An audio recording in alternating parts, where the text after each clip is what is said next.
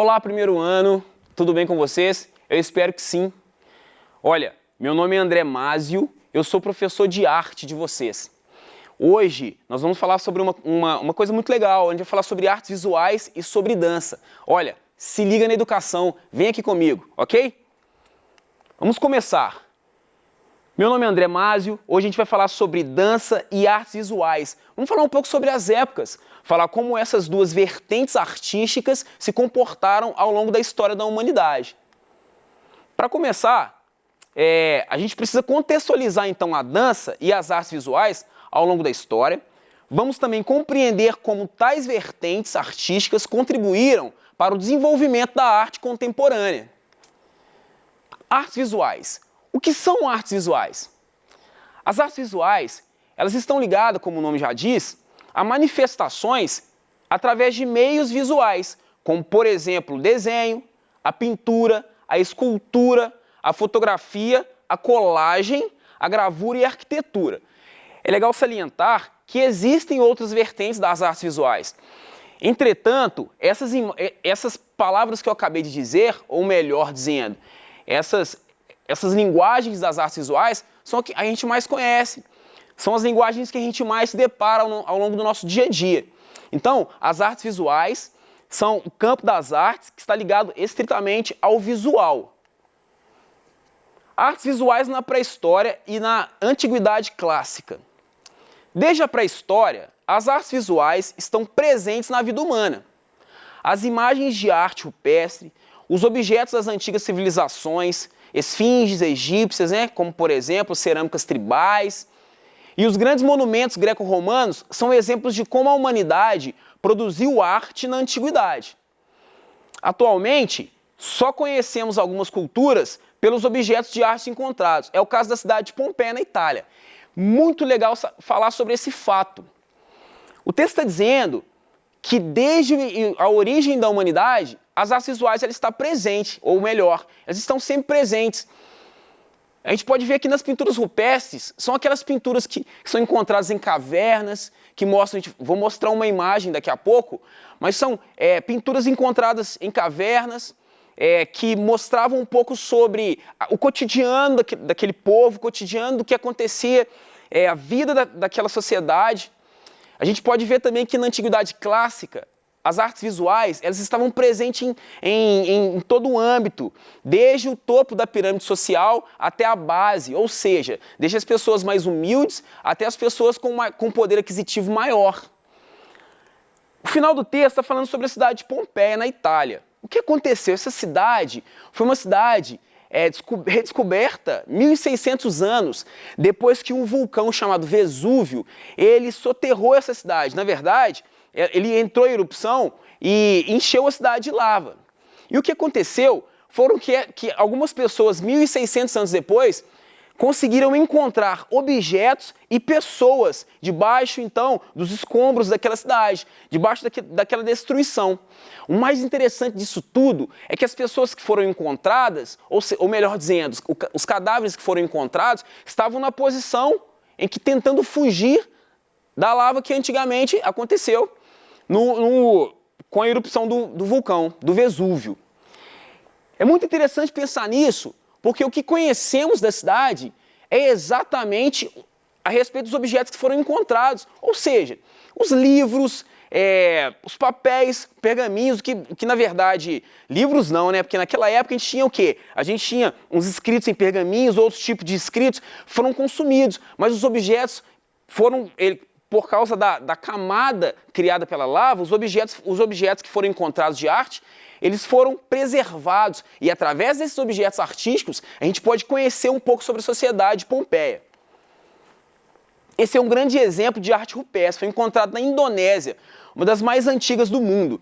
Ali a gente pode ver que desde os primórdios, então, o homem ele se utiliza de força animal, do contato com o animal, da caça a gente pode observar. Enfim, esse é um grande exemplo de arte visual no início da história da humanidade. Essa imagem, ela é um pouco além, ela mostra a escultura romana de Constantino, dos últimos imperadores de Roma.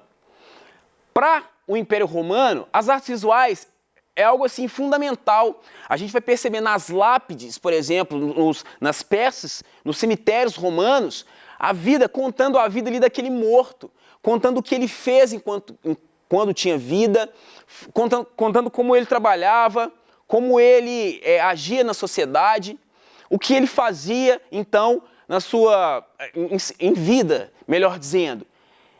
A escultura de um imperador, ela poderia mostrar muitas coisas. Por exemplo, esse imperador, ele era um homem de guerra, então ele normalmente vem aparecido como soldado, ele se veste como um soldado. Não, esse imperador não é um homem de guerra, de repente ele é um homem sábio. Então, ele não tem barba, mas para os romanos, o artista era contratado, o imperador falava, olha artista, eu quero barba na minha escultura. Por quê? Porque eu quero ser idealizado. Então, as artes visuais, elas se mostram de maneira muito importante, é uma forma de propaganda também do império. É legal a gente pensar que a sociedade ela vai ser dividida assim.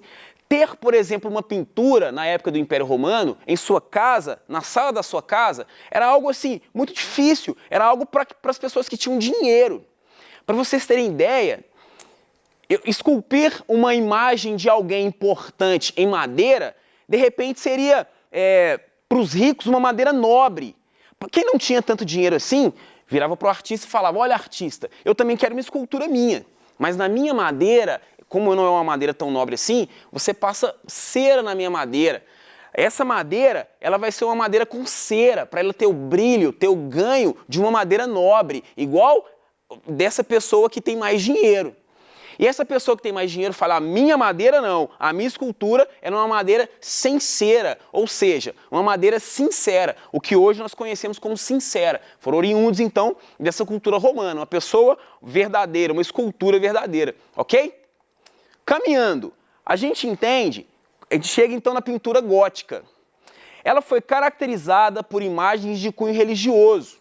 As pinturas do período gótico apresentavam pouco volume e profundidade, sem perspectiva mimética da natureza e com o uso de cores chapadas, com pouco uso de degradês. Esse é um grande exemplo de pintura gótica. Essa é uma imagem assim, clássica da pintura gótica, porque é uma imagem que mostra a religiosidade e, além disso, pensando aqui em aspectos práticos da pintura, em aspectos técnicos, falando melhor, a pintura ela não tem uma preocupação de profundidade ligada no que a gente vai ver agora, que é a questão da profundidade no ponto de fuga. O que a gente tem de profundidade aqui são ligados a planos. Como seriam esses planos? Pessoas no fundo são menores, as pessoas que estão na frente são maiores. Aquela ideia de quem está atrás é menor, quem está na frente é maior. Mesmo assim, a imagem ela é chapada, com pouco uso de degradê. O que seria o degradê? O degradê é aquela passagem lenta que a gente tem de uma cor para outra. Ou até mesmo uma passagem lenta que a gente tem de um tom para o outro tom. Por exemplo, um azul, eu pensar em azul, eu posso tentar construir ou desenhar um céu pensando que a parte de baixo é mais clara e a de cima é mais escura. Entretanto, eu vou fazer um degradê, eu vou fazer com que esse claro se transforme em escuro com a força do meu braço, passando sutilmente, assim, bem devagar. Isso é o degradê. E aqui a gente observa cores mais chapadas. Essa imagem, a imagem gótica é uma imagem um pouco mais obscura, uma imagem um pouco mais triste, é uma imagem sensacionalista. Ela prefere mostrar para o espectador, para quem observa a arte, um caráter religioso ou até mesmo de imposição, do que transformar de repente a estética da pintura em algo chamativo. Isso aconteceu mais ou menos no século XII. Daí, no século XVI, a gente tem um evento super importante chamado de Renascimento.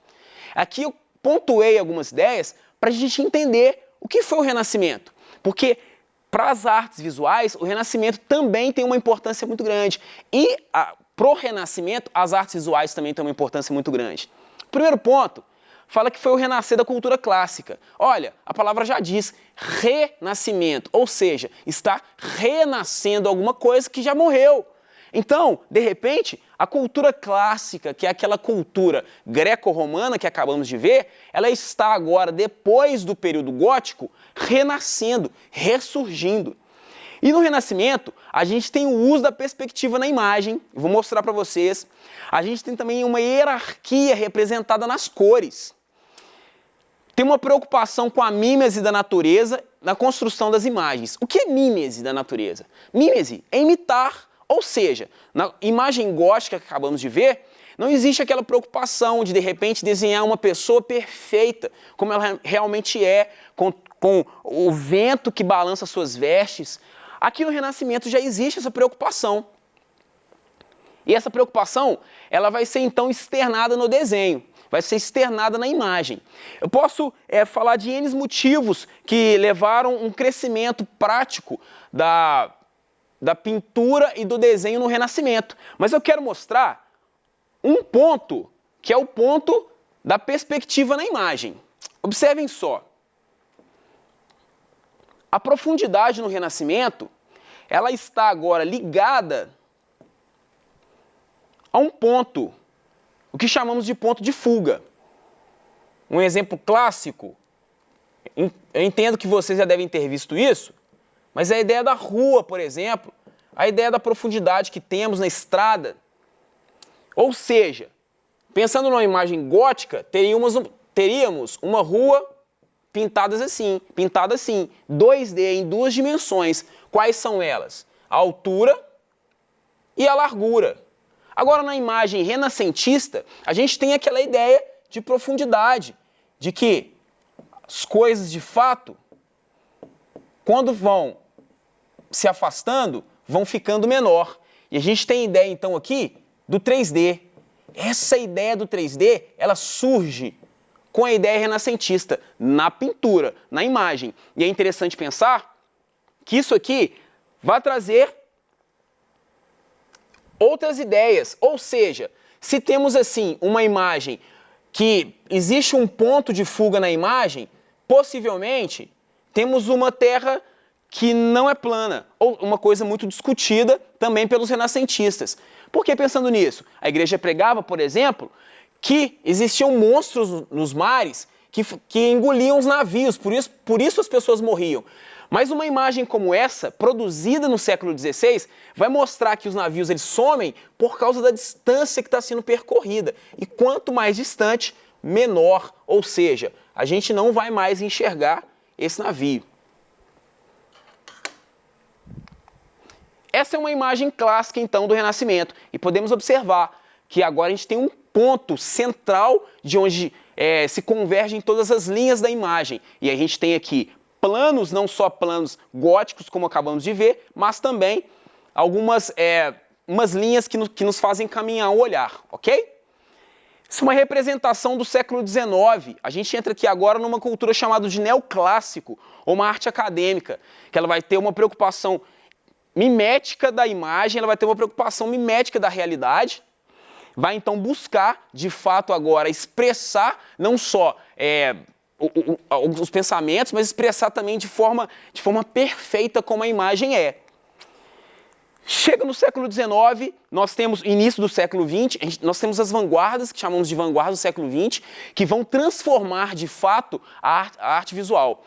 É super interessante falar sobre essas vanguardas, porque elas vêm trazer para a gente, para o nosso mundo contemporâneo, uma ideia de estética totalmente diferente do que era pensado até então. Olha só essa imagem, a imagem de Van Gogh. Essa imagem, ela mostra para a gente, segundo a história, ela foi produzida quando Van Gogh estava num hospício, e ele, pela janela do seu quarto, ele olha para o céu e começa ali a pintar como ele via o céu, não realmente, de repente, como o céu, de repente, seria. Possivelmente não, mas é como ele enxerga o céu, ou seja, não só a imagem, mas agora o que o artista pensa, a sua expressão, ela vale muito. A gente chama esse período aqui, por exemplo, de pós-impressionista, ou de pós-impressionista, ou de expressionista. A gente tem nesse período a imagem do grito também, uma sociedade que começa agora a se industrializar no início do século XX e que começa agora a movimentar fábricas e elementos que até então não existiam e que vão trazer para a sociedade um desespero, vão trazer para a sociedade algo assustador que até então eles não conheciam. E essas imagens vão começar a ser pintadas, as artes visuais vão começar a mostrar a cara desse novo mundo que está sendo reinventado. Temos aqui também, como final do século XIX e início do século XX, uma representação desse período chamado de romantismo. O romantismo, ele foi um período marcado no final do século XIX que vai marcar, de fato, um sentimento do artista, a arte também como expressa sentimentos. E aqui a gente tem então a imagem da Revolução Francesa, foi pintada depois da Revolução, claro, e o nome da obra é A Liberdade Guiando o Povo. As vanguardas do século XX, então, vão ter essa cara, vão mostrar pra gente novas linguagens até que possamos chegar na imagem do ready-made, de Marcel Duchamp, a fonte. A arte agora, ela não é só pintada ou desenhada, mas um produto pronto. O que significa, então, na verdade, o que essa fonte, o que o artista quis dizer? Ele quis mostrar que um produto pronto, ele também pode virar um objeto de arte. E temos, então, a arte contemporânea no final, que podemos relacionar com o nosso tempo, ou seja, produzida através de coisas que já temos e que podemos, então, com objetos que conhecemos, construir imagens, não só através do lápis, da pintura, mas também imagens que podem ser externadas através de outros objetos. No caso aqui, foram sucatas, alguns tipos de lixo, latões. Essa obra de Vic Muniz, ele criou essa imagem para a abertura de uma novela chamada Passione.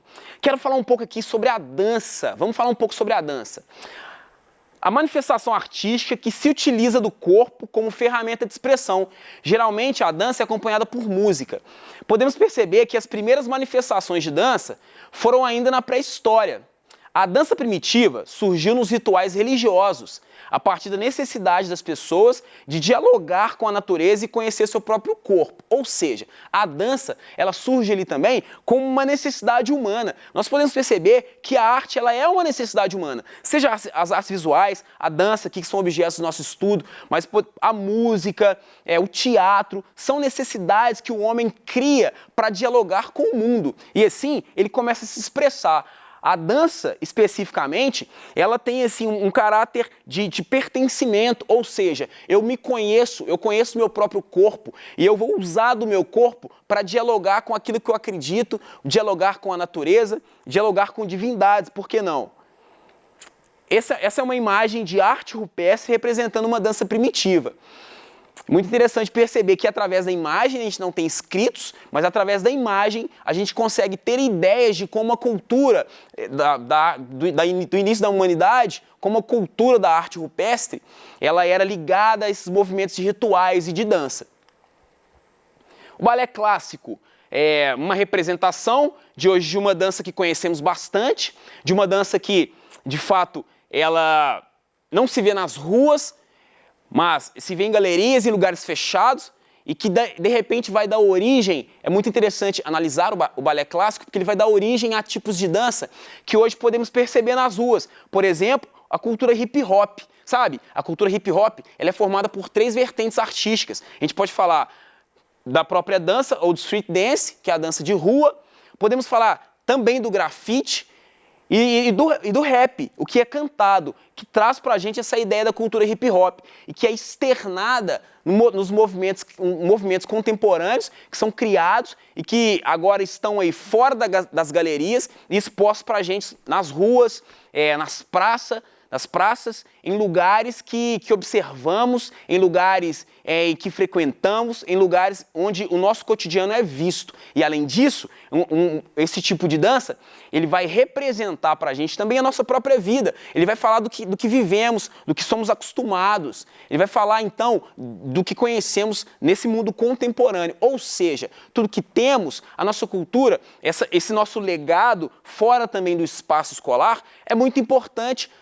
Para a arte também é muito importante, porque podemos criar, através de tudo que temos, com a cultura e com a educação que recebemos também na escola, algo que de repente é íntimo, é meu, que mostra o pertencimento.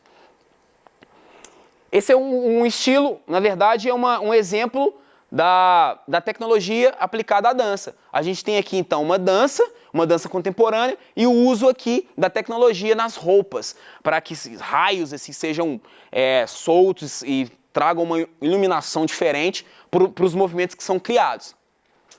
Muito bom! Na aula de hoje, nós analisamos o desenvolvimento das artes visuais e da dança ao longo da história da humanidade. Falamos também sobre as suas contribuições em cada período histórico. Foi um prazer enorme, primeiro ano, estar aqui. Um grande abraço e até a próxima aula.